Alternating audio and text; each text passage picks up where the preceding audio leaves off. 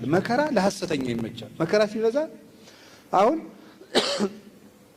ምን እየተባለ አሁን ራሱ ሰው በቃ ስምንተኛው እኮ ነው ዓለም ሊያጠፋ ነው። እንዴው ቤተክርስቲያንን መከራ የሚያበላት ትውልድ መሆኑ አይቀርም የሚል ነው። ይሄ የሰነፍ ጥቅስ ነው። መሆኑ አይቀርም ግድ ነው። ትንቢቱ ይፈጸም ዘንድ ግድ ነው። መልሱ ግድ አይደለም። እስኪ በሉ ሁላችሁ ግድ አይደለም በሉ። ድገሙ እንጂ ጨምሩ። ይሆን ዘንድ ምሳሌ አንድ ምሳሌ ልንገራችሁ። ነነዌ ከ3 ቀን በኋላ ትጠፋለች። ነነዌ ከ3 ቀን በኋላ ትጠፋለች። ማን ነው እንደዚህ ያለ? እግዚአብሔር። ንስሐ ገቡ። ጠፋች አልጠፋችም? ስለዚህ ይሆን ዘንድ ግድ አይደለም። ከተስተካከል የተነገረብን ነገር ሁሉ አይፈጸምብንም። ገንዘብን የሚያጠፋው ኃጢአት ነው። ስለዚህ ኃጢአት ራስን ያሳጣል፣ ጉልበት ያሳጣል፣ ሀብት ያሳጣል፣ ወዳጅ ያሳጣል፣ ቁመናን ያሳጣል፣ አይምሮን ያሳጣል፣ አስተሳሰብን ይነሳል፣ ይጎትታል፣ ተስፋ ያስቆርጣል፣ ነገን ያሳጣል፣ ዓላማ የለሽ ያደርጋል። የምንኖርለት ነገር እንዳይኖረን ያደርጋል። ብቻዬን ነው የምኖረው፣ ያመኛል። አዎ እንዲያው ምንም ምክንያት ሰነፍ ሰው ምክንያት አታውቅም። ጎረቤቶች ክፉ ናቸው። አንድ ሊቀ ጳጳስ ልጄ እንዲያው ተማር ቢሉት አባ ምበላው የለኝም አላቸው። ስትደነቁር ምን እየበላ ደነቁር?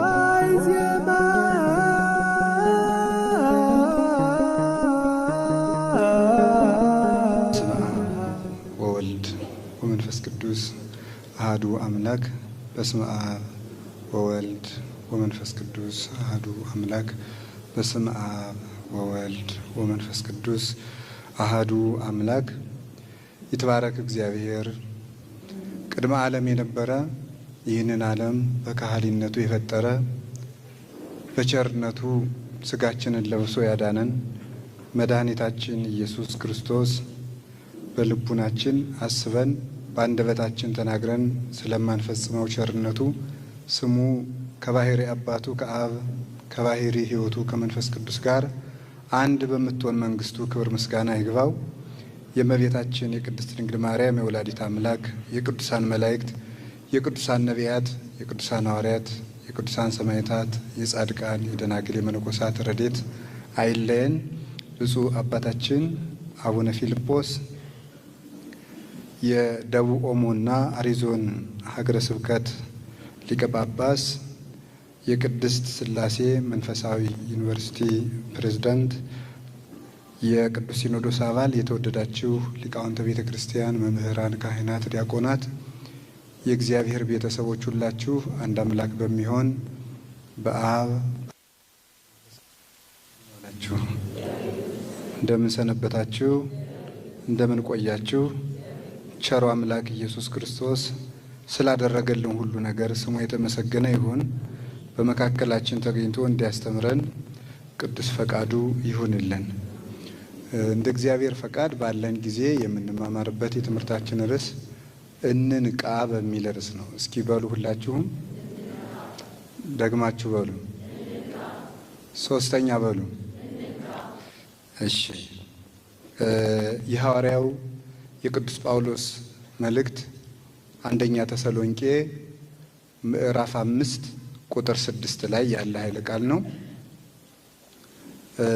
አንደኛ ተሰሎንቄ ምዕራፍ 5 ቁጥር 6።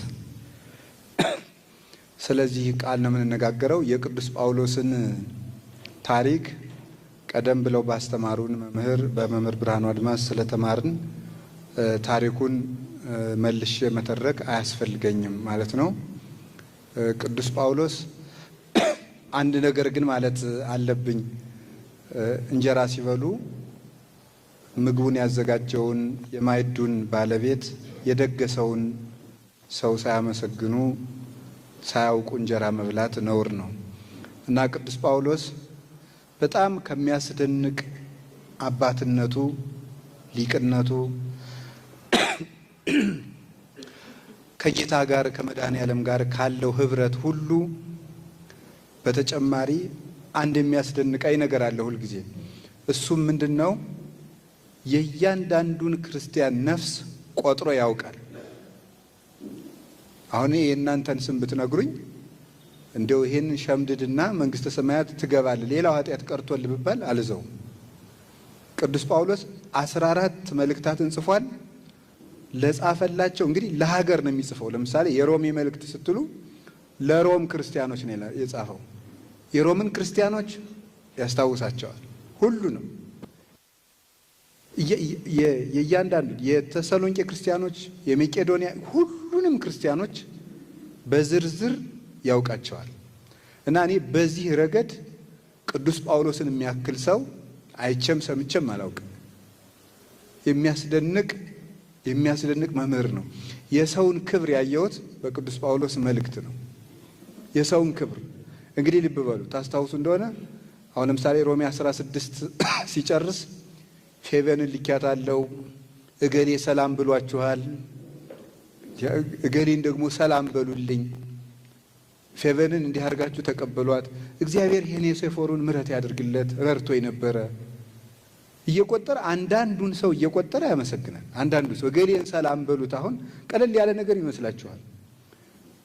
መጽሐፍ ቅዱስ ላይ ቅዱስ ጳውሎስ 2 ሰዎችን ለማስታረቅ የጻፈው ደብዳቤ አንድ መጽሐፍ ቅዱስ ነው መቆጠሩ ነው ያስደንቀኛል። ፊልሞና መልእክት የሚባል እንግዲህ ከ80 መጻሕፍት አንዱ ነው። ከቅዱስ ጳውሎስ 14 መልእክታት አንዱ ነው። አንድ ምዕራፍ ያለው የመጽሐፍ ቅዱስ ክፍል ነው፣ ግን መጽሐፍ ቅዱስ ተብሎ ይቆጠራል። ይሄ መልእክት ምንድነው? አንድ ሎሌ ከጌታው ጋር ተጣልቶ ሎሌው ኮብልሎ እሱን ለማስታረቅ ለጌታው የተጻፈ ደብዳቤ ነው። እንግዲህ እሱ መጽሐፍ ቅዱስ ነው። ሰራተኛን ከአሰሪ ጋር ለማስታረቅ የተጻፈ ደብዳቤ መጽሐፍ ቅዱስ ሆነ። ቅዱስ ጳውሎስ የአንድ ሰራተኛ ነፍስ የሚመለከተው ነገር ነበር። ይህን ሌሎች ይፍቱት አላለም። እስከ 3ኛው ሰማይ የተነጠቀ የክርስቶስ ፍጹም ማደሪያ ፍጹም ሰማይ። አንድ ሰው ፍጹም ንጹህ መሆን ሲጀምር እሱ ሰማይ የሆነና ክርስቶስ ፀሐይ ሆኖ በሱ ማብራት ይጀምራል። ነውሩ ተለቅሞ ሲያልቅለት የክርስቶስ ብርሃን ነፍስ የሰራተኛ ነፍስ ቆጥሮ ደብዳቤ ጽፏል። እና ክርስቲያንነት ማለት የሰው ነፍስ የሚመለከተው ነው። የወንድሙ ነፍስ የሚመለከተው ነው። ጥሎ ማለፍ የዓለም የካፒታሊዝም ስርዓት ነው። ጥሎ ማለፍ ነው። ካሸነፍክ ትኖራለህ፣ ካላሸነፍክ ትጠፋለህ ነው መርሁ። ይሄ ነው አሁን ያለንበት ዘመን ማለት ነው። አሁን ዓለም የሚዘወርበት መርህ ይሄ ነው። ክርስትና ደግሞ ይዞ መውጣት ነው፣ ብቻን መሮጥ አይደለም። ዘመዶችን ይዘህ እግዚአብሔር ምን ያህል መሐሪ አምላክ እንደሆነ ታስተውላላችሁ። ኖህን ብቻህን ግባ አላለው። ሴቶቹን ልጆቹንና ባሎቻቸውን ይዘህ ግባ ሚስትህን ብሎታል። የሚያስደንቀኝ ግን እኔ አይጥም ይዘህ ግባ ማለቱ። አይጥም ይዘህ ግባ፣ እባብም ይዘህ ግባ፣ ጓጉንቸርም ይዘህ ግባ ምን ማለት ይመስላችኋል? እግዚአብሔር አሁን ኖህን ውጣ ማለት ሲገባው አይጥንም ጉርጥን እየሰበሰብክ ግባ ትል እንዲህ አይገርማችሁ? ጓጉንቸር እየሰበሰበ አይጥ ይሄ ተሳቦ ቀንድ አውጣውን ሁሉ እየሰበሰብክ ይዘህ ግባ። እግዚአብሔር እንኳን ስለ ሰው ስለ ትል እንኳን እንዲመለከተን አድርጎ ነው የፈጠረን። ርህሩህ አድርጎ ለእንስሳት እንኳን እንድናስብ። አባ መቃርስ አንዲት ትል ሳያስባት በእግሩ ተረግጦ አትሙታበት እድሜ ዘመኑን በሙሉ አልቅሶበታል። ሰው አይምሮው እግዚአብሔርን እየመሰለ ሲሄድ ለእንስሳ እንኳን ማሰብ ይጀምራል፣ እንኳን ለወንድሙ ለእህቱ። ሰው እግዚአብሔር እየተለየ ሲሄድ ሰው ራሱ ሞት ይለምዳል።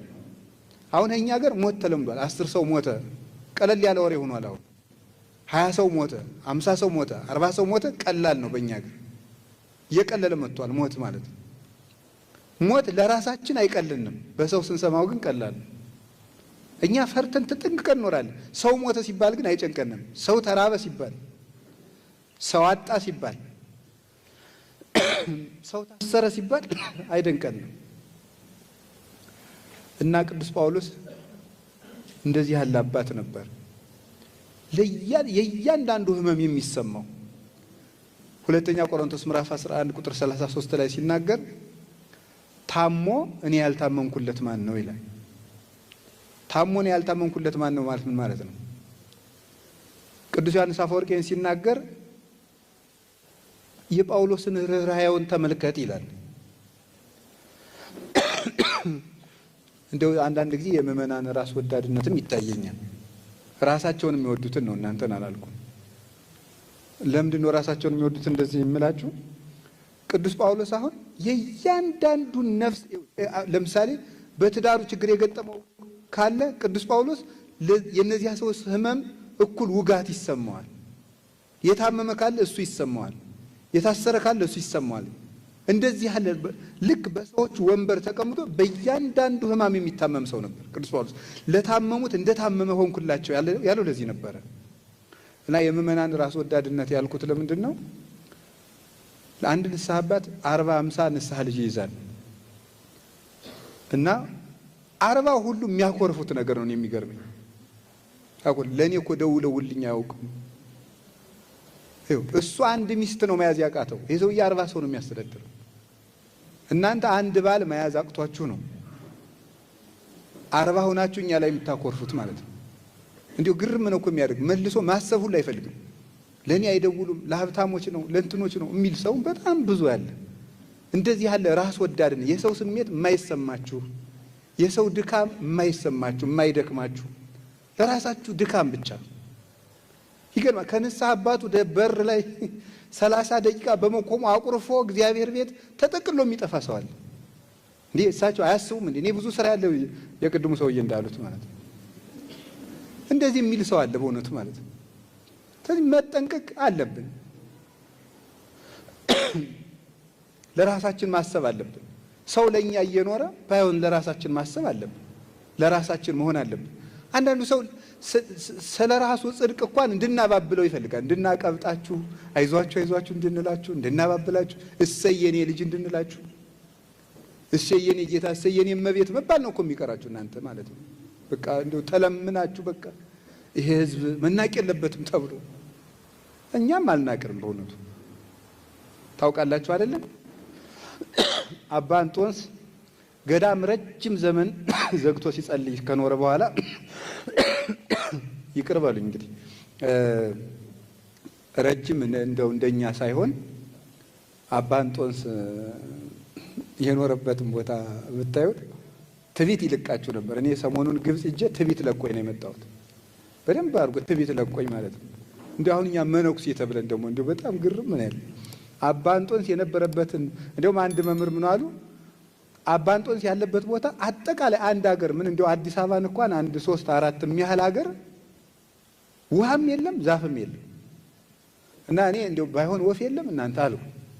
እና አንድ መምህር ምን አሉ፣ ምን ልጠጣ ነው የምትኖረው እዚህ ምንም የሌለበት ምድረ በዳ? ደግሞ ከዚያም ደግሞ አሁን በእግር የሚወጣው 1500 ደረጃ ነው። ከዚያ ወጥቶ ዋሻ ውስጥ ነው የተቀመጠው ማለት ነው። ከዚያ ወጥቶ እና ደግሞ መነኩሴ ሲባል ልኩ ይሄ ነው። እና እሱ አባ እንጦንስ አንድ ጊዜ ከተማ ወጣ እና ምእመናን ከአባታችን እንባረክ ብለው ላዩ ላይ ሲፈሩ ተንጫጩ። እና ደቀ መዛሙርት ተውቶቶ አባታችን ላይ አትንጫጩ እሱ ባይታዊ ነው አሉ። ምን ብሎ መለሰ መሰላችሁ? ተዋቸው፣ ይህ እኮ የክርስቶስ በጎች ድምፅ ነው፣ ያጋንንትን ድምፅ እንኳን ችዬ ኖር ያለው ብሎ ተናግሯል ማለት ነው። ምእመናንን ሲሰማ የክርስቶስ በጎች ድምፅ እንደሆነ የሚሰማው ሰው፣ የወንድም ድምፅ የእህት ድምፅ የሚሰማው ሰው እሱ ነው ሰው ማለት። ቅዱስ ጳውሎስ እንደዚህ ነበር የሚያስበው። እና እነ ቅዱስ እንጦንስ እነ ቅዱስ ጳውሊ እነ ቅዱስ መቃርስ ይሄንን ነበር ሲያሳዩን የነበረው ማለት ነው። እና ክርስትና ለሌላው ማሰብ ነው የምላችሁ፣ ለሌላው መኖር ነው። አሁን እዚህ ለደቡብ ኦሞ ለእንደዚህ እየተባለ ስትጠሩ እንደው የክብር እንዳይሰማችሁ ብዬ ነው። አሁን አንዳንዱ ሰው መጨቅጨቅ፣ የገቢ ማሰባሰቢያ በዛ፣ ባለፈው ለጅማ፣ አሁን ደግሞ ለእንትን፣ አሁን ደግሞ ለዚያ ገዳም፣ አሁን ለምን እንትን የሚል ሰው አለ። እንደዚህ አይሰማችሁ። ለወንድም ማሰብ ይሰለቻል፣ ፍቅር ይሰለቻል፣ ርህራሄ ይሰለቻል፣ ምህረት ይሰለቻል። እናንተ ሁልጊዜ ቢሰጧችሁ ትሰለቻላችሁ? አትሰለችሁ? ቅዱስ ጳውሎስ እንደዚህ ያለ ነበረ። የተሰሎንቄ ሰዎች እሱ አስተምሯቸው መክሯቸው ከሄደ በኋላ የአላመኑ አይሁዳውያን መጥተው ፈጇቸው በሰይፍ እና ምን አደረጉ? አይ በቃ ዓለም ሊጠፋ ነው አሉ። ዓለም ሊጠፋ ነው እንግዲህ፣ ስለዚህ ዝም ብለን በቃ አርፈን ቁጭ እንበል። እንግዲህ ጸለይን አልጸለይን፣ ጾምን አልጾም ምን ትርፍ አለው? ይህ ዓለም ሊያልፍ ነው። የማመንስ ጥቅሙ ምንድን ነው አሉ። በማመናችን ምክንያት የምንታሰር፣ በማመናችን ምክንያት የምንሰደድ፣ በማመናችን ምክንያት የምንታረድ ከሆነ የማመን ትርፉ የት ነው? እግዚአብሔርስ የሚረዳን መቼ ነው ማለት ጀመሩ። እንደዚህ ያለ ዘመን የማይፈትነው ሰው የለም። መጸለይ ያለባችሁ እምነት በፍከራ በግርግርታ አይያዝም። እምነት በጸሎት በትህትና ነው የሚጸናው። የኛ ሃይማኖት አይበጠስም አይጠፋም እንደዚህ ስላል የምናቆመው ነገር የለም። እንደ ቸርነት ማረን በማለት ነው። ጀግንነት ራስን ማሸነፍ እንጂ መደንፋት እምነትን አያኖርም። ተፈተኑ ማለት ነው። ችግር ሲመጣ ተፈተኑ። ወደ ፈተና አታግባን ማለት ምን ማለት እንደሆነ ታውቃላችሁ? ወደ ፈተና አታግባን አባቶቻችን ሲተረጉ ፈተና የተባለ ችግር ፈርተው ክርስቶስን የሚከዱበት ቀን ነው ይላሉ። ወይ ክርስቶስን ወይ ሞትህን ምረጥ የምንባልበት፣ ወይ መኖርህን ምረጥ እና ወደ ፈተና አታግባን ይሄ ነው። እነዚህ ሰዎች ስምንተኞች እና ለሐሰተኛ ይመቻል። መከራ ለሐሰተኛ ይመቻል። መከራ ሲበዛ አሁን ምን እየተባለ አሁን ራሱ ሰው በቃ ስምንተኞች እኮ ነው ዓለም ሊያጠፋ ነው። እንዲሁ ቤተ ክርስቲያንን መከራ የሚያበላት ትውልድ መሆኑ አይቀርም የሚል ነው። ይሄ የሰነፍ ጥቅስ ነው። መሆኑ አይቀርም፣ ግድ ነው። ትንቢቱ ይፈጸም ዘንድ ግድ ነው። መልሱ ግድ አይደለም። እስኪ በሉ ሁላችሁ ግድ አይደለም በሉ። ድገሙ እንጂ ጨምሩ። ይሆን ዘንድ ምሳሌ አንድ ምሳሌ ልንገራችሁ። ነነዌ ከ3 ቀን በኋላ ትጠፋለች። ነነዌ ከ3 ቀን በኋላ ትጠፋለች። ማን ነው እንደዚህ ያለ? እግዚአብሔር። ንስሐ ገቡ። ጠፋች አልጠፋችም? ስለዚህ ይሆን ዘንድ ግድ አይደለም። ከተስተካከል የተነገረብን ነገር ሁሉ አይፈጸምብንም። ይሆን ዘንድ ግድ ነው። መሆኑ አይቀርም፣ ያው ነው ተነግሮብናል የሚል ሰው አለ። እንደዚህ ያለ ሰነፍ ነው ቤተክርስቲያንን የሚያጠፋት። ሰነፍ መሆኑ አይቀርም። እንደው አንዳንዱ ሰው ደግሞ ተጎልቶ ዝም ብሎ ሰዎች እኮ የሚጫወቱብን ለዚህ አሁን ይሆን ዘንድ ግድ ነው ስለተባለ ትዝ ይለኛል። እኔ ሁሉ የተናገርኩ ዚሁ ልጆ ሰድቦኛል ሰው በ2013 አካባቢ በ2015 የኢትዮጵያ ትንሣኤ ይሆናል ተባለ። ይኸው 17 ተው ብል ማን ሰምቶኝ አሁን ደግሞ በ2016 ደግሞ ኋላ ምን ማለት ጀመሩ? ባላወቃችሁት መንገድ የኢትዮጵያ ትንሣኤ ሆኗል አሉ። ምንድን ነው ባላወቅነው መንገድ? የኢትዮጵያ ትንሣኤ ምንድን ነው እስቲ? ወይ ደግሞ የማያውቁት ትንሣኤ ወይ ጥፋትን ትንሣኤ የሚሉ ሰዎች አሉ። የእነሱ መነጽር እና እኛ መነጽር ወይ ይለያያል ማለት ነው። እንደው ሌባ የሚመቸው እኛ ተስፋ ስንቆርጥ ነው። ለሌባ ይመቸዋል። 8ኛው ሺህ ደርሷል፣ እንደዚህ ሆኗል፣ መሆኑ አይቀርም። እንደው ከእንደዚህ ያለ ነገር ካልወጣን ቤተ ክርስቲያንን ማሳደግ አንችልም፣ እኛም አናድግም። ስለዚህ እግዚአብሔር ቤተሰቦች አንድ የወንድማችን ሕመም የትም ይኑር ሊሰማን ይገባል። በራሳችን ብቻ ጭር ሲልብን ጭር የምንል የሌላው ችግር የማይረዳን የማይሰማን ከሆነ ወይ ደግሞ አይምሯችን ችግር ገጥሞታል ማለት ነው። እነዚህ ሰዎች ተስፋ ቆረጡ። ምጽአት አሁን ራሱ ይሄ ጦርነት ስላለ ረሃብ ስላለ መደማመጥ ስለሌለ አሁን ሰው ራሱ ምጽአት የመጣ መስሎታል። ምጽአት ነው ያው ዘመኑ ደርሷል። እንግዲህ እኮ የቀረ የለም የሚል ሰው አለ ተጎልቶ ማለት ነው። ወይ ከመጣ ጥሩ አድርገህ ስራ ቶሎ ብለን እንዲሁም ደርሷልም እኮ ያለ ሰው መስራት ነው ጥሩ። እንዴ ደርሷል እያሉ መጎለት አለ የለም። ከዛ ብድግ ብለው ምን ያደርጓል? አንድ ጅል ይመጣና ደግሞ ይሄው ዘመኑ የመቃረቡ ምልክት ለንደን ውስጥ እንደዚህ እየተደረገ ነው፣ አሜሪካ ውስጥ እንደዚህ እየተደረገ ነው፣ ብራዚል እንደዚህ እየተደረገ ነው ይለናል። ደግሞ መጥቶ ይህ ድረስ ይምናገብ ይሄ ጅልነት ድሮ አልነበረም? ጣዖት ድሮ አልነበረም? ጭካኔ ድሮ አልነበረም? እነ ቅዱስ ጊዮርጊስ በመንኮራኩር አልተፈጩም? እነ ቅዱስ መርቆሬዎስ በብረት ምጣድ አልተጠበሱም? እነ ቅዱስ ፋሲለደስ በገመድ አልተጎተቱም? ሰሎሞን በመጽሐፈ መክብብ ምዕራፍ 1 ቁጥር 1 ላይ ያለው ይሄንን ነው። የሚሆነው የሆነው ነው፣ የሆነውም የሚሆን ነው ብሏል። የሚሆነው የሆነው የሆነውም የሚሆን ነው። አዲስ ነገር አልመጣም። ምጽአት ነው የሚያስል ምንም የለም። ፍቅር ጠፋ። ድሮ ፍቅር አልጠፋም እንዴ? ሐዋርያትን የሚገድል ሁሉ መስዋዕት የሚያቀርብ የሚመስል አልነበረም? ነበር። ረሃብ ድሮ አልነበረም? ነበር። አለመደማመጥ ድሮ አልነበረም? ነበር። ቤተክርስቲያን ድሮ አልተሰደደችም? ትሰደድ ነበር። ስለዚህ ክፉ ሰው ድሮም ነበር፣ ዛሬም አለ። ጨካኝ ድሮም ነበር፣ ዛሬም አለ።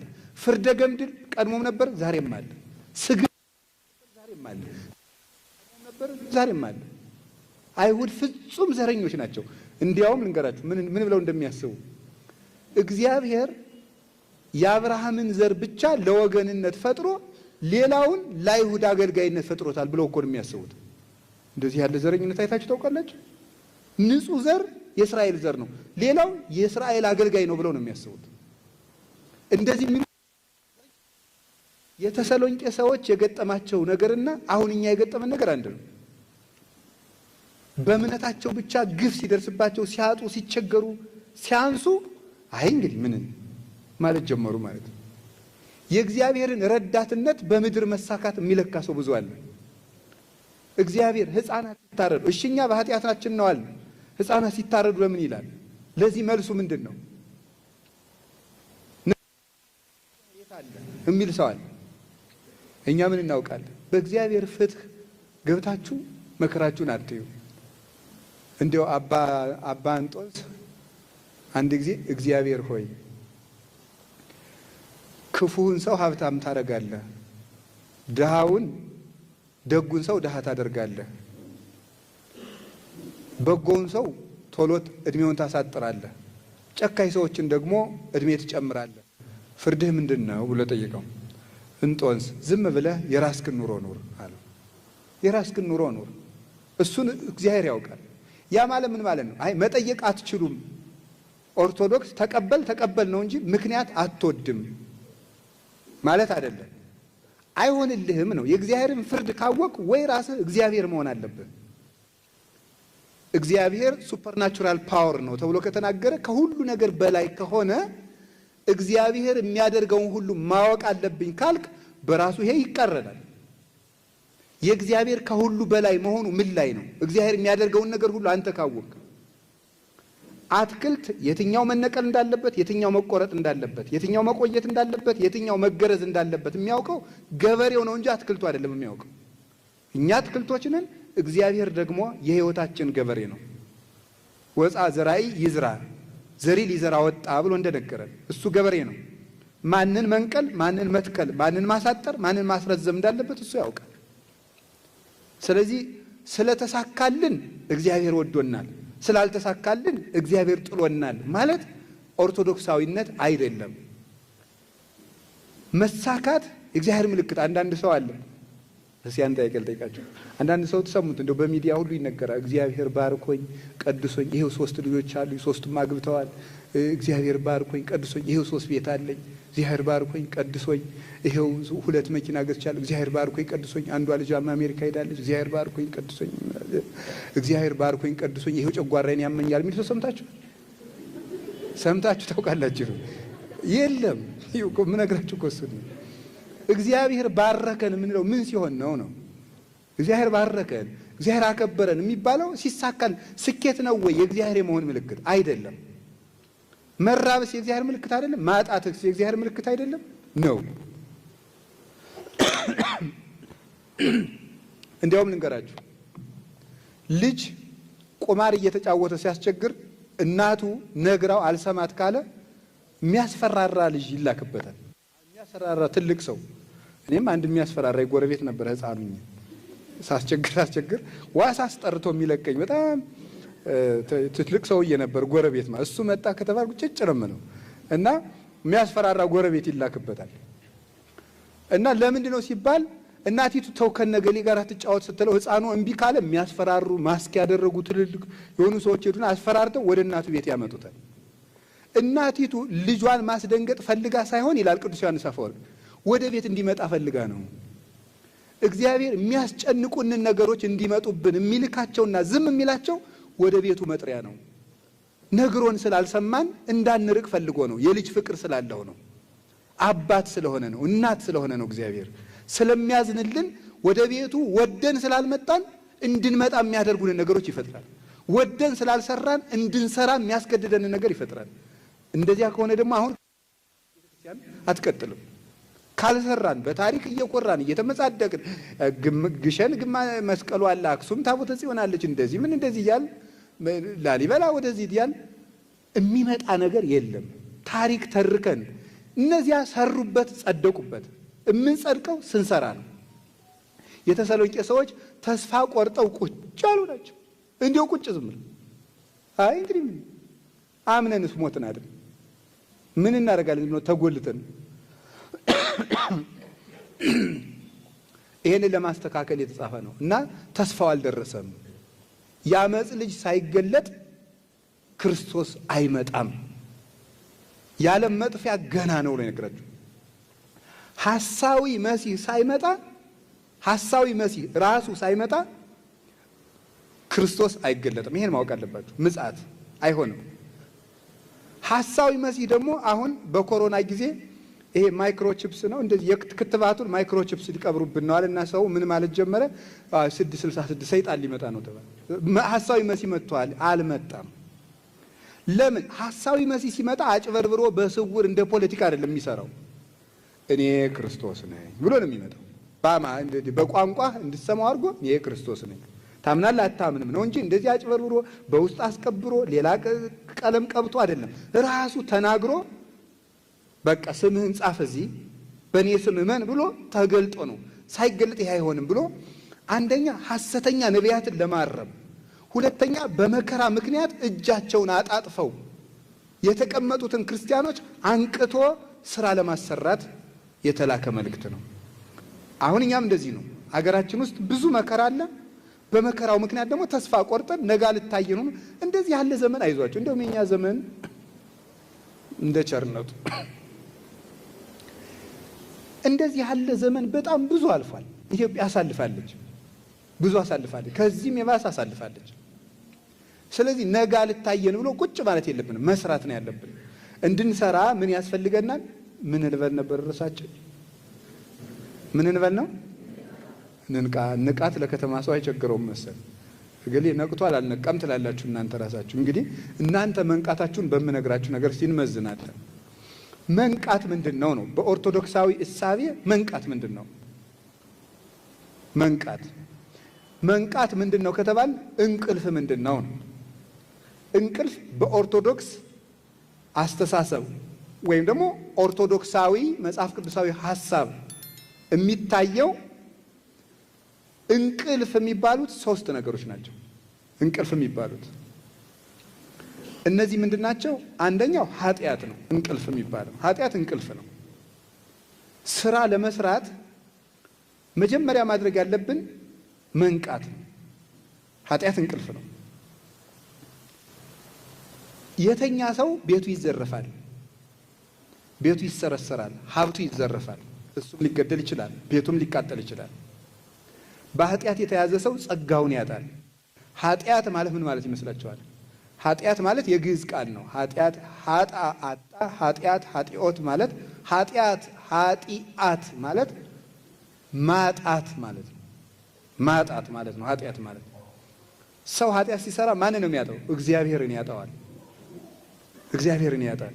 እግዚአብሔርን ያህል አባት ገነትን ያጣል፣ ቤተክርስቲያኑን ያጣል፣ ራሱን ያጣል፣ ወዳጅም ያጣል። ገንዘብ ራሱ ኃጢአት ከበዛ አይበረክትም፣ አይቀመጥም። ገንዘብን የሚያጠፋው ኃጢአት ነው። ስለዚህ ኃጢአት ራስን ያሳጣል፣ ጉልበት ያሳጣል፣ ሀብት ያሳጣል፣ ወዳጅ ያሳጣል፣ ቁመናን ያሳጣል፣ አይምሮን ያሳጣል፣ አስተሳሰብን ይነሳል፣ ይጎትታል፣ ተስፋ ያስቆርጣል፣ ነገን ያሳጣል። ዓላማ የለሽ ያደርጋል። የምንኖርለት ነገር እንዳይኖረን ያደርጋል። ሰማይ እንዳይታየን ያደርጋል። ኃጢአት የማይጠቅም ገመድ ነው አስሮ የሚይዝ ለጊዜው ደስ የሚል በለስ የተባለ ለዚህ ነው። በለስ ለጊዜው ሲበሉ ሲጣፍጣል ቆይቶ ይመራል እንደተባለ ስናስቀድስ ሰምታችኋል። የተቀመጣችሁ ተነሱ ይላል ዲያቆኑ። የተቀመጣችሁ ተነሱ ማለት በኃጢአት አልጋ የተኛችሁ ሰዎች በንስሐ ተነሱ ማለት ነው። ስለዚህ እንንቃ ኢነኑም እኛም አንተኛ ይላል ቅዱስ ጳውሎስ። እነዚህ እንደተኙ እኛም አንተኛ። ከኃጢአት መንቃት የሚቻለው በምንድን ነው? አንድ በንስሐ ነው። ንስሐ መግባት ነው። ዛሬ ሆኖ ንስሐ መግባት አለብን። እንደው ኦርቶዶክሳዊነት ክርስቲያንነት ማለት ለሆነች ጉዳይ ተሰብስበው መልሶ ወደ ኃጢአት በሉ። እንግዲህ ቤተ ክርስቲያን እሑድ ጉባኤ ነበረ፣ ተሰብስበናል። ሰኞ ደግሞ ወደ ኃጢአታችን እንመለሳለን። ደህና ሰንብች። ሌላ ጊዜ ደግሞ ስራ ሲኖር ጥሪኝ የሚባል አይደለም፣ ቅረት ነው እና ሊበቃን ይገባል። ከሞት ጋር ደግሞ ስምምነት የለንም። እግዚአብሔር መቼ እንደሚጠራን አናውቅም። አሁን ነገ ስንል ኑ ብሎ ድንገት ያነሳናል። መቅረዟን ድንገት እፍ ብሎ ያጠፋታል። ንስሐ መግባት አለብን ሁላችንም ነው። ለነገ የምናቆየው የኃጢአት ጥሪት መኖር የለበትም። እግዚአብሔር ደግሞ ይኸውላችሁ ብዙ ቸርነት አድርጎልናል። 3 ትልልቅ ቸርነቶችን ግን አድርጎልናል። የመጀመሪያው በመልኩ መፍጠሩ ነው።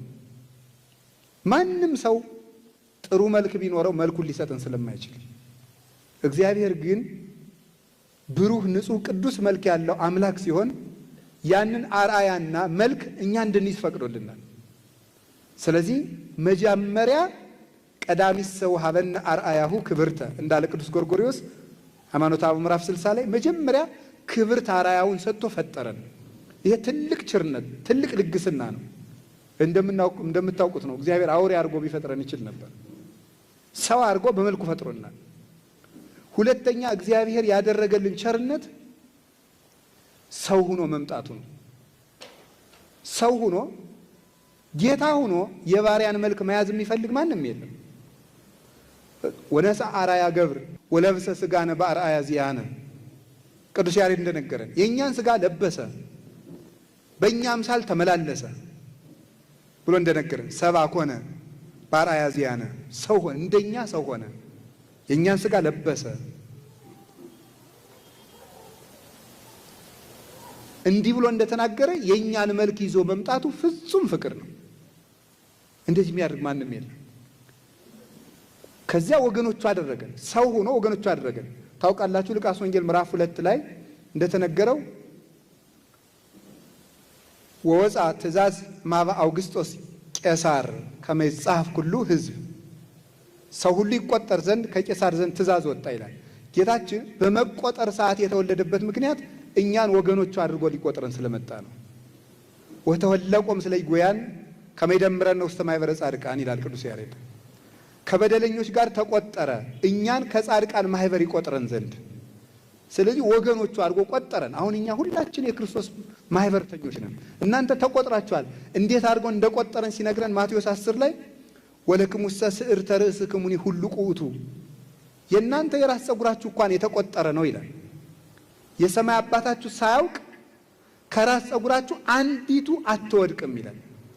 ያ ማለት ምን ማለት? እንኳን ለነፍሳችን ፀጉራችንን ሳይቀር ደም ከፍሎላታል ክርስቶስ። እንዲህ አድርጎ ክብር የሰጠናል። ለራስ ፀጉራችን ለእግር ጥፍራችን ዋጋ ከፍሎበታል። እና እንደዚህ አድርጎ ወገኖቹ አድርጎ ቆጠረ። ልጅ ሆን ባሪያ መሆን እንኳን ሰው እስከ የት ወርዶ እንደነበረ ተመልከቱ። ሰብእሰን ዘክቡር ውእቱ ኢያእመረ፣ ሰው አላወቀም። ምን ሆነ ስንለው ቅዱስ ዳዊት ኮነ ከመ እንስሳ ዘአልቦ ልብ፣ ልብ እንደሌለው እንደ እንስሳ ሆነ። አሁን ሰው እንደ እንስሳ ሆነ አለን። እንደ እንስሳ የነበርነውን ምን አደረገን? ልጆቹ አደረገን። የእግዚአብሔር ልጅ መሆን ቀላል ነገር እንዳይመስላችሁ፣ ትልቅ ስልጣን ነው። በምድርም በሰማይም የፈለገውን ያህል ስልጣን ቁጠሩ፣ የእግዚአብሔር ልጅ መሆንን የሚያህል ስልጣን የለም። ልጆቹ አድርጎናል። ሶስተኛ እግዚአብሔር ያደረገልን ቸርነት በንስሐ ያደረገልን ይቅርታ ነው። እንግዲህ በአርአያዬ በአምሳሌ ፈጥሬያችኋለሁ፣ እሱን ተዋችሁት፣ እኔ ደግሞ የእናንተን ሥጋ ለብሼ ላድናችሁ መጣሁ፣ አዳንኳችሁ፣ ሳይገባችሁ በጥምቀት ልጅ አደረግኳችሁ። እንግዲህ ይህን ሁሉ ካደረጋችሁ እሳት ይብላችሁ ሳይል አርሃ ወለነ ኆኃተ ንስሐ የንስሐ በርን ከፈተልን ይላል ቅዱስ ጎርጎርዮስ። የንስሐ በር ከፈተልን። አድፈን ብንመጣ እምንነጻበት፣ ደክመን ብንመጣ እምንበረታበት፣ ሙተን ብንመጣ ሕያው የምንሆንበትን፣ ተርበን ብንመጣ የምንጠግብበትን፣ ተራቁተን ብንመጣ የምንለብስበትን ሉቃስ 15 ላይ እንደተጻፈ ለዚህ ለጠፋው ልጄ ከሁሉ የሚሻል ልብስ አልብሱት ብሏል። ከሁሉ የሚሻል ልብስ አልብሱት ያለው የእሱ የብርሃን ልብስ ነው።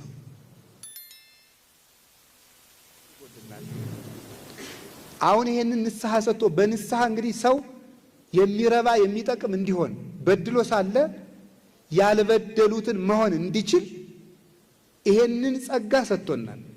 ይሄንን መቼ ይዘጋዋል? ሲመጣ ይዘጋዋል።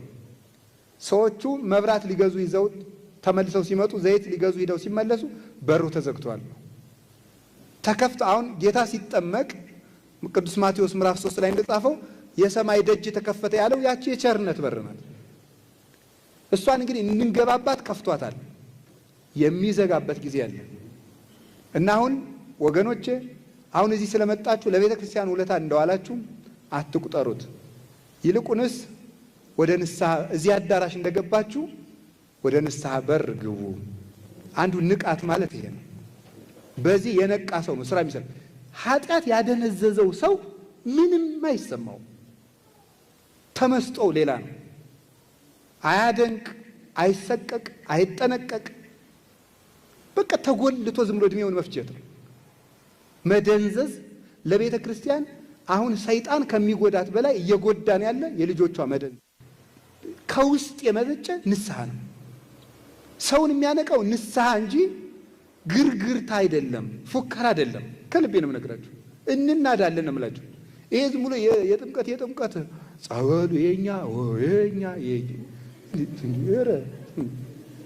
ያንተ ሆኖ የሚቀጥል ይመስላል። እንደዚያ ታቦቱ የኛ አንተ የማን ሆነ ነው እንዲሁ የኛ የምትል? እንዲሁ ኑር አይደለም ደግሞ እንደዚህ ስላችሁ ተሰቀቁ ማለቱን በሉ፣ ችግር የለም እያልኳችሁ ያል መጀመሪያ እናንተ የክርስቶስ ነው የእግዚአብሔር እንሆን። እውነቴን የእግዚአብሔር እንሆን። አውሮፓውያን አሁን አያስፈልጋቸውም። በቴሌቪዥን አንተን ይከፍተዋል፣ ይዘጓል እያረጉ ማለት ነው። በፌስቡክ ዝውር አድርገው ህይወታችሁን ይገዛሉ። በደንብ አድርገው ይቆጣጠሯችኋል ማለት ነው። ወታደር ሳይመደብብህ ጥይት ሳይተኮስብህ እጅ ሰጥተሃል። የለም በቃ ኢትዮጵያዊነት ጨርሶ የለም። ደግሞ እንደዚያ ስንል ኧረ እኔ ራሴን የማውቅ ሰው ይላል። ደግሞ ሲጠየቅ ሰው እኔ ራሴን አውቃለሁ ይላል። እንግዲህ ይሁንላችሁ፣ መቼስ ሰው ለክብሩ ነው የሚኖረው እና ብንስተካከል ጥሩ ነው። በታምር እግዚአብሔር እንዲሁ ዝም ብሎ ኮሽ ባለ ቁጥር እንዲህ ያለ አባት አሉ እንደዚህ ያለ ገዳም ክርስትና እጃችን ውስጥ ያለ ነገር ነው። የሆነ ሰው ለውጥ እንዲያመጣልን እንፈልጋለን። ራሳችን ተጎልተን ኃጢአታችን እየሰራን በለመድነው ኃጢአት እየተንከባለን የሆኑ ሰዎች ብቻ ተደራጅተው ለውጥ እንዲያመጡልን እንፈልጋለን። ምንም ይመጣ የለም። የሚመጣው ራሳችን ስንሰራ ነው እና ንቁ። እውነቴን ነው። ተስፋ አለን። እንዲሁ ዛሬ እስከ ሰሞኑን ንስሐ ያልገባችሁ ካዋላችሁ ጥሩ እድል ነው። ብፁዕ አባታችን እንኳን ይህን ጉባኤ ያዘጋጁት ለሳንቲም ብቻ ሳይሆን ለነፍሳችሁ እንድታስቡ። የምትቀድሙት እናንተ ናችሁ። እግዚአብሔር በንስሐ ያንቃን። የሚቀበል አባት አለን። አይዟችሁ፣ የሚቀበል አባት አለን። እኔ በጣም አንድ ቅዳሴ ስሙ በደንብ ጥሩ ነገር ቀርቦልናል። ቅዳሴ ስናስቀድስ መጀመሪያ የምትመጣ አለች። ምን እለዋለሁ? እሑድ ሲባል ቅዳሴ ጋብነ ነው ኩሉ ዘገብራ ለጽድቅ ጻድቅ ውእቱ ወዘያከብር ሰንበተ ሃሌ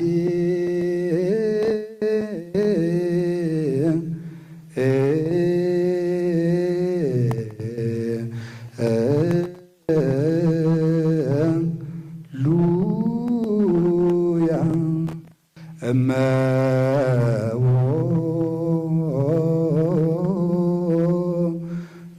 ብእሲ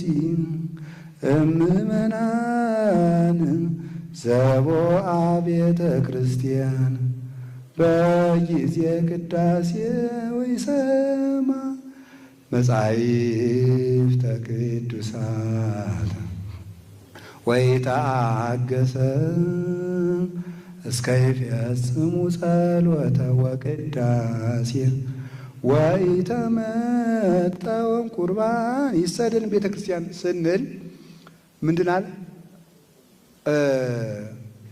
እመሙሲ እይበል ፈላሲ ዘገባ ሀበ እግዚአብሔር ይፈልጠኒኑ እምህዝቡ። ወደ እግዚአብሔር እይበል ፈላሲ ዘገባ ሀበ እግዚአብሔር ይፈልጠኒኑ እምህዝቡ። እይበል ፈላሲ ዘገባ ሀበ እግዚአብሔር ይባል። እይበል ፈላሲ ዘገባ ሀበ እግዚአብሔር ይፈልጠኒኑ እምህዝቡ። ከኃጢአት ተሰዶ ወደ እግዚአብሔር የመጣ ሰው ቢኖር እግዚአብሔር እንዲያው ይለየኛል አይበል ይላል። ከኃጢአት ተሰዶ የኃጢአት ስደተኛ የኃጢአት እንግዳ ሆኖ ኃጢአት አሰድዶት መከራውን አይቶ ተጨንቆ ወደ ቤተ ክርስቲያን የመጣ ሰው ቢኖር እኔ እኮ ርኩስ ነኝ፣ እኔ ቆሻሻ ነኝ፣ እግዚአብሔር ከወገኖቹ ይለየኝ ይሆን አይበል ይላል። ኢሳይያስ ነው የተናገረው። ባስልዮስ ቅዳሴ ላይ ያስገብቶታል። መጀመሪያ ቤተ ክርስቲያን ተስፋ ሰጥታ እንድናስቀድስ ነው። እና ሰይጣን የሚለን አትረቡም እናንተ ምንም ተመልሳ ንስሐ ትልቅ ፈያታዊ ዘየማን በነስሐ ነው። ዛሬ በቅዳሴ ዓመት ሁሉ ተዘከረነ እግዚኦ በከመ ተዘከርኮ ለፈያታዊ ዘየማን እንድንል ያደረገን በንስሐ ተመልሶ ነው። ቅዳሴ ላይ የክርስቶስ ሥጋና ደም በሚፈተትበት ጊዜ ስሙ እንዲነሳ ያደረገው ንስሐ ነው። ንስሐ ሰውን ትልቅ ያደርጋል እና በንስሐ እንንቃ። ሁለተኛው እንቅልፍ የሚባለው ምንድን ነው ስትሉ ስንፍና ነው። ስንፍና በጣም ከፍተኛ እንቅልፍ ነው። የሰነፍ ሰዎችን ምልክት ልንገራችሁ። የሰነፍ ሰው ምልክቱ ኑሮ ተወዷል። ይሄ ምንድን ነው ምክንያት? ሰነፍ በላኩት ጊዜ ያመካኛል ይላል ሰሎሞን። እስቲ ጊዜው አለፍ ይበል፣ ትንሽ እንረጋጋ፣ ምን አስቸኮላችሁ? እዚህ ጦርነቱን በረድ ይበል ይላል ሰው። በረድ ይበል እግዚአብሔር ያብርድ እና ተኝተን ሊበርድ ነው? እየሰራን ይብረድ እንጂ ተኝተን የምናበርደው መከራ የለም። ሰርተን ነው መከራን የምናረገው። ስለዚህ አሁን ምንድነው ሰነፍ ምክንያቱ ብዙ ነው። ሰነፍ ጥቅሱ ብዙ ነው። ያመካኛል። ልጅ ስለሆንኩ ነው ይላል። እኔ ገና ወጣት። እኔ አንዳንዱ ሰው ላለመሸማቀቅ እያልኩ ነው እንጂ ለምክር ሲመጣ ያው ሰው ነኝ አባ ያውቃሉ ሲለኝ ዝም በል ልለው እንደው ግን እንዳይሰቀቅ ዝም እላለሁ ማለት ያው ሰው ነኝ መቼም ይላል ሰው። እንዲህ ወይ ጉድ! ሰው ማለት ውዳቂ ነው ያላችሁ ባል ነው። ሰው ነኝ አትበሉ፣ ያው ሰው ነኝ መቼም አትበሉ። በቃ ሰውነት ጥሩነት ነው እና ልጅ ነኝ ያው ወጣት ነኝ ይላል። ወጣት ጅል ነው ያላችሁ ማለት ነው እንዴ? ድንግል ማርያም እኮ ወጣት ናት። ስንት ዓመቷ ነው የነበር ጌታ ስትወልድ? 15 ዓመቱ። ቂርቆስ ስንት ዓመቱ ነው? ቅዱስ ጊዮርጊስ ስንት ዓመቱ ነው? አጠቃላይ ሩጫውን ሲጨርስ 27። አጠቃላይ መክብበ ሰማዕታት ሲሆን 27 ዓመቱ ነው። ልጅ ነኝ ይኸው ማመካኘት ነው። ደግሞ መልሳችሁ የከተማ ሰው ነኝ። ያው ከተማ ነው ታውቁታላችሁ፣ ብዙ ነው በቃ ያው ቴክኖሎጂውም አለ እና አትመርጡም። እና የከተማ ሰው ነኝ፣ ብቻዬን ነው የምኖረው፣ በቃ ማንም ከጎኔ የለም፣ እግዚአብሔር አለ። ለሌሎቹ አባቶቻችን ማን ነበራቸው? ማንም። ብቻዬን ነው የምኖረው፣ ያመኛል። አዎ እንዲያው ምንም ምክንያት ሰነፍ ሰው ምክንያት አታውቅም። ጎረቤቶች ክፉ ናቸው። አንድ ሊቀ ጳጳስ ልጄ እንደው ተማር ቢሉት አባ ምበላው የለኝም አላቸው። ስትደነቆር ምን እየበላህ ደነቆርካል? እየደነቆርክ የምትበላውን ነገር በቃ እሱን እየበላህ ተማር። ሳትማርስ እየበላህ አይደል? ሳትማር ከበላህ ተማር፣ እሱን የምትበላውን እየበላህ። ስለዚህ ምንድነው አሁን እየተጃጃለ ምክንያቶቻችን ማስወገድ አለብን። ልጅ ነኝ፣ አሞኛል፣ አልተማርኩም፣ ድሃ ነኝ፣ እንደዚህ ነኝ ነገር ይዛችሁ ወደ ቤተክርስቲያን። እንደ አንዳንዱ ሰው ደግሞ ምቾቱን መልቀቅ አይፈልግም። የሰነፍ ሰው አንዱ ማመካኙ ምቾቱ፣ ከምቾቱ መላቀቅ አይፈልግም። በቃ ተመችቶት በቃ ተመችቶት እግዚአብሔር ይቅር ባይ ነው እያለ ለዚያ ደግሞ ጥቅስ እንደው የት እንደሚያገኝ አይታወቅም። በቃ ለዚያም ጥቅስ አለው። አትስፈን ሲሉት እግዚአብሔር ማሪ ነው፣ እናንተ ናችሁ የምታካብዱ ይላል። እንደዚህ አለ። ምቾቱንም ሳይለቅ እግዚአብሔርም ሳይቀርበት እያዋጣ 50 እያዋጣ እንደውም ተው ስትሉት ተው እንጂ ባላንስ አድርጉ የሚል ማለት ነው። እንደዚህ የሚል ሰው አለ። ኧረ ተው፣ ጽድቅ ባላንስ አይሆንም ጌታዬ፣ ጽድቅ ባላንስ አይሆንም። ጽድቅ እውነት ነው። አዋጥቶ መዳን የለም፣ እውነትን መከተል ነው። ስለዚህ አሁን የምነግራችሁ እያዋጣን እንደዚህ እያደረግን ከምንሆን ሰነፍ ቅዱስ ዮሐንስ ዘደማስቆ የመከራ ሁሉ ምንጮች ብሎ ይናገርና አንዱ ስንፍና ነው የሚለው። ሰነፍ ስለሆን ነው ቤተ ክርስቲያኒቱን እጇን እንድትሰጥ ያደረጋት፣ እንድትፈታ ያደረጋት። ብዙ ነገር አይናችን እያየ እያመለጠን ነው፣ ሰነፍ ስለሆን። አላችሁ የሰነፍ ሰው ጥቅሱ ሁልጊዜ እነገሌ ናቸው ነው እንጂ። አሁን ለምሳሌ ምንድነው የሚለው ሰነፉ ምንድን ከዚህ ሁሉ ጥሩ አባት ቢኖረን እንዲሁ አተን ነው እንጂ ጥሩ ጳጳስ ቢኖረን። አሁን ብፁዕ አባታችን ስላሉ አይደለም፣ እኔ ቢኖሩም ባይኖሩም ለአባትነታቸው ክብር አለኝ፣ መናገር ያለብኝ እናገራለሁ እያልኳቸው ያለው። ብፁዕ አባት ቢኖረን፣ ጥሩ ቅዱስ አባት ቢኖረን፣ እንደዚህ ያለ አባት ቢኖረን። እሺ አሁን ሌባ እንድትሆን ያደረጉ ብፁዕ አባታችን ናቸው? ተኝተህ እንድታድር ያደረጉ አሁን ፓትርያርኩ ናቸው? የምሬን እኮ ነው የምነግራቸው። ጸሎት እንድናቋርጥ ያደረጉን አባቶች ናቸው? እስኪ ተመልከቱ። እኛ ዝም ብለን ብንለወጥ አስተዳደር መች ይጎዳናል? እኛ መለወጥ እኮ ነው ያጓል። እንዳትቆርብ እስኪ የትኛው ጳጳስ ነው የከለከለ? እንዳትቆርቡ፣ ንስሐ እንዳትገቡ፣ እንዳትጸልዩ። እናንተ የአስተዳደር ጥብቅና ከመቆማችሁ በፊት ስለ ነፍሳችሁ የማታስቡለት እና ሰነፍ ሁልጊዜ ይሄ የሚጠቅሰው ሰው አለው። እንደዚህ ነው እንጂ ሲኖዶሱ ነው እንጂ ቤተ ክህነቱ ነው እንጂ እንደዚህ ያለ ይሄ ሰነፍ ነው።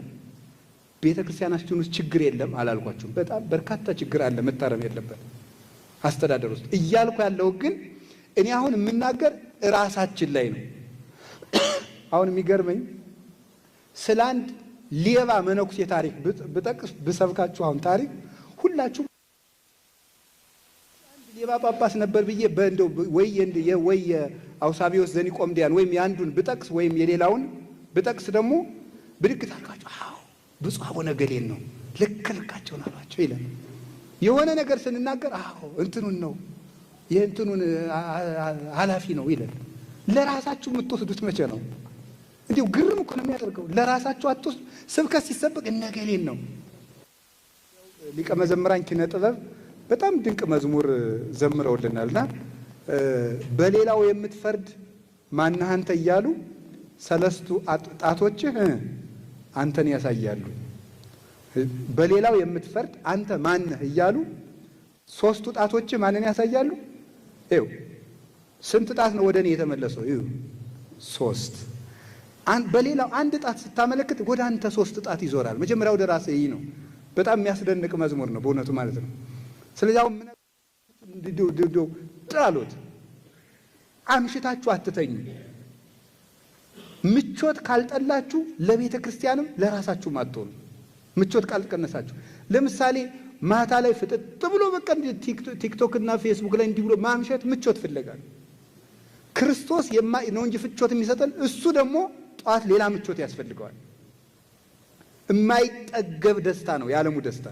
እያሳዘናችሁ እየጎዳችሁ ያደነዝዛችሁ መጨረሻ ላይ ማደንዘዝ ነው። እና ማታ እንቅልፋ በጊዜ ተኙ፣ ሌሊት በጊዜ ተነሱ፣ ቅዱሳት መጻሕፍትን አንብቡ፣ ተማሩ። እንደዚያ ሲሆን ቤተ ክርስቲያንን ከፍ ባለልና የምትሰጡት እንዳታጡ ስሩ። ሁላችሁ ከቃሉ ጋር ናችሁ። እግዚአብሔር ከሁላችን ጋር ይሁን። የመጨረሻው የሚያነቅ መንቃት የሚገባን እንግዲህ አሁን ሰነፍ አትሆኑም ሁላችሁም። አሁን ለምሳሌ ስታነቡ መጽሐፍ ማንበብ ስታነቡ ተኝቶ የሚያነብሰዋል። እንደዚህ ይብሎ መተኛት አቅዳችሁ ነው ማለት ነው። በቃ እንደው ልፍስፍስ ያለ የሆነ ሰው አለ። በቃ እንደው ገና በ20 ምናምን ዓመታችሁ እግሬን ያዙኝ ወገቤን ደግፉልኝ የሚል ሰው በዚህ የሶፋው መደገፊያ እዚህ ላይ ወገብ ላይ ተደርጎ ምናምን እንደዚህ ያለ ያቀማመጥ ስርዓታችሁን የመኝታ ስርዓታችሁን ካላስተካከላችሁ ተኝታችሁ እያነበባችሁ በየት ነው ለውጥ የሚመጣው? ስለዚህ አንዱ ስንፍናችን ማስወገድ ነው። ሶስተኛው እና የመጨረሻ ነው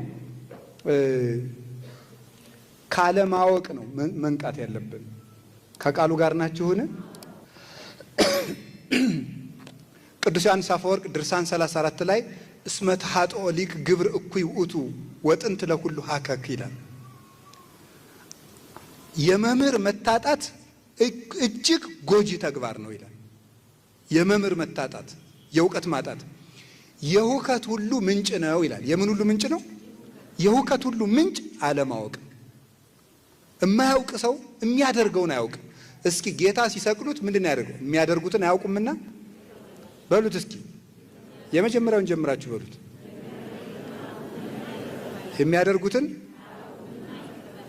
የሚያደርጉትን አያውቁምና አይደለም፣ የሚያደርጉትን በሉ እንጂ። ይኸው አለማወቅ ማንን እንኳን ያስደፍራል? እግዚአብሔርን እንኳን እንድንደፍር ያደርጋል አለማወቅ። ሶበሰ አይመርዎ እሚሰቀልዎ ለእግዚአብሔር ስብሐት፣ ቢያውቁትስ ኑሮ የክብርን ባለቤት ባልሰቀሉት ነበር አለ ቅዱስ ጳውሎስ። ስለዚህ ሰው ካላወቀ እንኳን ሰውን እግዚአብሔርን ይደፍራል። ደፋር የሚያደርግ አለማወቅ ነው። ስለ እግዚአብሔር ቤተሰቦች አሁን ልክ የደቡብ ኦሞ ሀገረ ስብከት ሰብስቦናል። አንድ በንስሐ እንድትነቁ ለሀገረ ስብከቱ መስራት ከፈልጋችሁ፣ ለቤተ ክርስቲያን እንድትሆኑ ከፈልጋችሁ፣ አንድ ይሄን ምክንያት አድርጋችሁ ከዛሬ ጀምራችሁ የደቡብ ሀገረ ስብከት የደቡብ ኦሞ ሀገረ ስብከት ጠርቶኛል፣ በንስሐ መንቃት አለብኝ፣ ቤተ ክርስቲያንን መጥቀም አለብኝ፣ ሰነፍ መሆን የለብኝም፣ ሰርቼ ለዚህ ሀገረ ስብከት እሰጣለሁ በሉ እስኪ። ሶስተኛ ደግሞ ምን ሆን አለባችሁ በሉ እንጂ። ጠፋኝ። ሶስተኛው መንቃት። ሶስተኛው እንቅልፍ ድንቁርና ነው። መንቃት ያለብን ደግሞ በእውቀት ነው። ምን ማወቅ አለባችሁ? ሃይማኖት ማወቅ አለባችሁ። እግዚአብሔር ማን ነው ማወቅ አለባችሁ። ክርስቶስ ማን ነው ማወቅ አለባችሁ። እስኪ ይህን ጥያቄ እንግዲህ ሰጥቻችኋለሁ። እስከ ዛሬ 3 ወር እስኪ አውቃችሁ እንድትማሩ ቢያንስ እግዚአብሔር ማን ነው? እስኪ እግዚአብሔር ማን ነው በሉ። በቃ ጠየሰጠዋችሁ እንግዲህ እንድታውቁ። ሁለተኛ ክርስቶስ ማን ነው? እንዴ ክርስቶስና እግዚአብሔር የሶስቱ ስም ነው። አንሰ ሶበቤ እግዚአብሔር ትምህርቱን ተናገርኩት። አንሰ ሶበቤ እግዚአብሔር እብል በእንተ አብ ወወልድ መንፈስ ቅዱስ። እኔ እግዚአብሔር ባልኩ ጊዜ ስለ አብ ስለ ወልድ ስለ መንፈስ ቅዱስ ነው መማር አለባቸው። ክርስቶስ ማን ነው? አሁን በክርስትና ስም ብቻ ወደ 39,000 ዲኖሚኔሽንስ አሉ። ክርስቶስ በሚል ስም ብቻ ነው በዓለም ላይ። ታዲያ የማን ክርስቶስ ነው ትክክል? የኛ ክርስቶስ ነው ትክክል። ለምን? እንዴት ሆነ? ተማሩ። ቁርባን ምንድነው? ስርዓት ምንድነው? ጋብቻ ምንድነው? ማወቅ አለባችሁ። እየሆነብን በእንግሊዘኛ ጠቅሼ ከመዋረድ ብዬ ነው። እንግሊዞች አንድ የሚሉት ጥቅስ አላቸው። የማታውቀውን ነገር የኔ ማለት አትችልም ይላሉ። እስኪ በሉ እስኪ በሉ ንገሩኝ እንጂ ተናገሩ። የማታውቀውን ነገር ድገሙት። የማታውቀውን ነገር የኔ ማለት አትችልም። ካላወቀው የኔ ነው ብለህ መከራከር አትችልም። በቃ አሁን ነገ በቃ ይሄ ለምሳሌ ደቡብ ኦሞ ውስጥ ስንት ገዳም አለ ሰምታችኋል። እዚያ ውስጥ ያሉትን ነገሮች ይሄን ቤተክርስቲያን የምንረከብ እኛ ነን። እንግዲህ ለልጆቻችን ቆጥረ ምን እየተደረገ ነው? ስንት ገዳም እየተገደመ ነው? ስንት አብነት ትምህርት ቤት አለ? ስንት ምዕመናን ተጠመቁ? ስንት አለ? ካላወቃችሁት ነገ እነዚያ ሌላ አውሬ ቢወስዳቸው የኛ ነው ማለት አንችልም። መረጃ ይኑራችሁ ስለ ቤተክርስቲያን ምን እየተደረገ ነው እስቲ ወቁ። በምስራቅ ምን አለ? በምዕራብ ምን አለ? በሰሜን ምን አለ? በደቡብ ምን አለ? ንቃት የሚለው ትጋት የሚል ትርጉም አለው። ትጋት የሚለውን ከብፁዕ አባታችን ፊት ስለጠቀስኩ ያርሙኛል። ዋችፉልነስ ማለት ነው። ዋችፉልነስ ማለት ሊቪንግ አቴንቲቭሊ ማለት ነው። ነቅቶ መኖር ማለት ነው። ነቅቶ መኖር ፍጹም በቃ ይሄ መንቃት ልንገራችሁ። ይኸው ለምሳሌ ተመርቃችሁ እንደወጣችሁ ማስታወቂያ ሲወጣ የነበራችሁትን እሱ ነው ንቃት። ንቃት ማለት እሱ ነው። በቃ አቴንቲቭ ናቸው። የት ወጣ? 40 ምንጭ ነው የምትሉት ማለት ነው። እንደሱ ነቅታችሁ የቤተ ክርስቲያንን አካሏን ጠብቁ። ነቅቶ መጠበቅ ነው። ወይም ደግሞ ነገ ሌባ ይመጣል፣ ሰሞኑን ሌባ አለ፣ ቤታችሁን ነቅታችሁ ጠብቁ ሲባል ነቅተ ቁጭ ቁጭ እንደምትለው ነው። ወይም ደግሞ ሙሽሪት ወይም ሴት የምትወደው እጮኛዋ ከሩቅ አገር ሲመጣ ነቅታ የሌላ መኪና በጮኸ ቁጥር መጣ ይሆን እንደምትለው ከመፋጻ ቀጢ ነው ከመመሰንቆ ሀዝ ያስተፈሳኒ በሰሚዖቱ ያሉ ማዘስ መኃልየ ሰሎሞን ላይ ነው። እንደ ቀጭን ፉጨት ልቤን ደስ ያሰኘዋል የምትለው ሙሽራይቱ የኛ ነፍስ ናት። ነቅቶ መጠበቅ ማለት እሱ ነው። መንቃት ማለት ይሄ ነው። ድሮ ለከተማ ሰው ምሳሌው አይመችም። እኛ ድሮ ገጠር ስናድግ ነገ የጥምቀት ልብስ ይመጣልሃል ስንባል እንዴት ብሎ ዶሮ ይጮህ፣ እንዴት ብሎ ይንጋልን፣ ነገ ሊሰጠን ነው። በቃ ኮሽ ባለ ቁጥር እንደዚያ እንዳልን ነው የምናድረው። ልክ እንደ መልካም ስጦታ ወይም ደግሞ ሌባ እንደሚመጣበት ሰው ሶበሰ አይመረ ባለቤት ጊዜ ይመጽ ሰራቂ እምተጋ ወሐለወ ባለቤት ሌባ የሚመጣበትን ጊዜ ቢያውቅ ኑሮ ተግቶ በጠበቀ ነበር ይላል። መትጋት ማለት መንቃት ማለት ነው። ልንገራችሁ፣ እየሰማችሁ ነው? እንደው አንድ ሁለት ነገር ልጨምራችሁ እና ልጨርስ እዚሁ ጋር። ስለ መንቃት አንድ ነገር ልንገራችሁ። ብዙ ጊዜ ለመለወጥ እናቅዳለን፣ ለምን አይሳካልን ነው። አሁን በለመድነው ኃጢአት ሁሉ መላሰን እንወድቅበታለን። ለምንድን ነው ካላችሁ ንቃት ስለሌለን ነው። ንቃት ማለት ሰይጣን ቀድሞ በጣለን ነገር ሊጥለን ሲል ምክንያቶቹን ነቅተን መከታተል ማለት ነው። እሱን ማለት ነው። ምን ማለት እንደሆነ እንገራችሁ። ከቃሉ ጋር ናችሁ?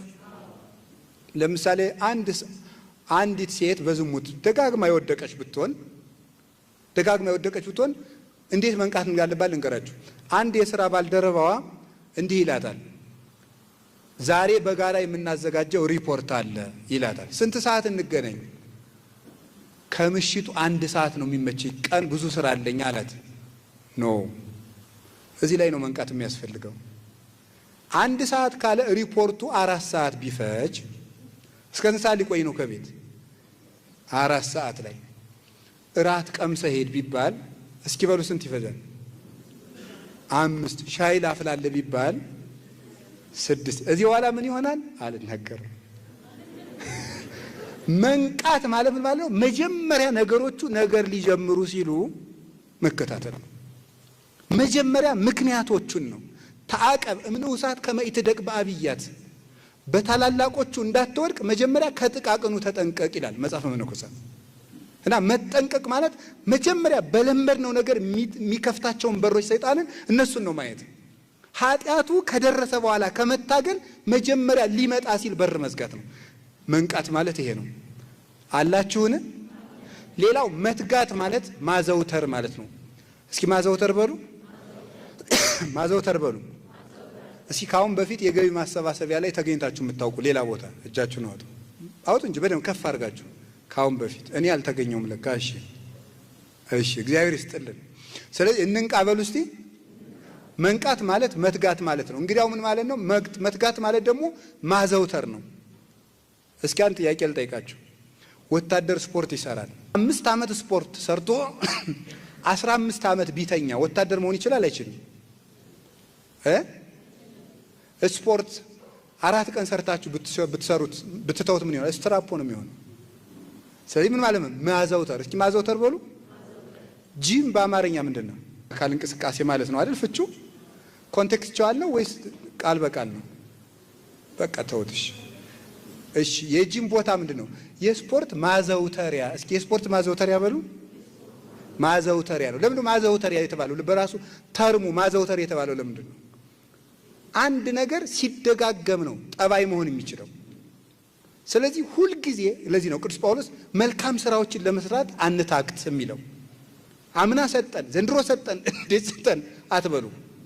እስኪ አምና በሉ፣ አምና በላሁ በሉ፣ የዛሬ 10 ዓመት በላሁ በሉ፣ የዛሬ 20 ዓመት በላሁ በሉ፣ የዛሬ 30 ዓመት በላሁ።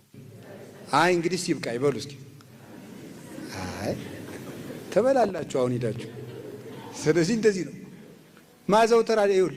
ካላዘውተርከው እንዴ የዛሬ ሳምንት ምን የመሰለ ሙክት በልቼ አሁን እረ አትልም። ዛሬም ትበላለህ ሽሮም ሆነ ቆሎም ሆነ። ስለዚህ ሁል ጊዜ በጎ ስራን አድርጉ።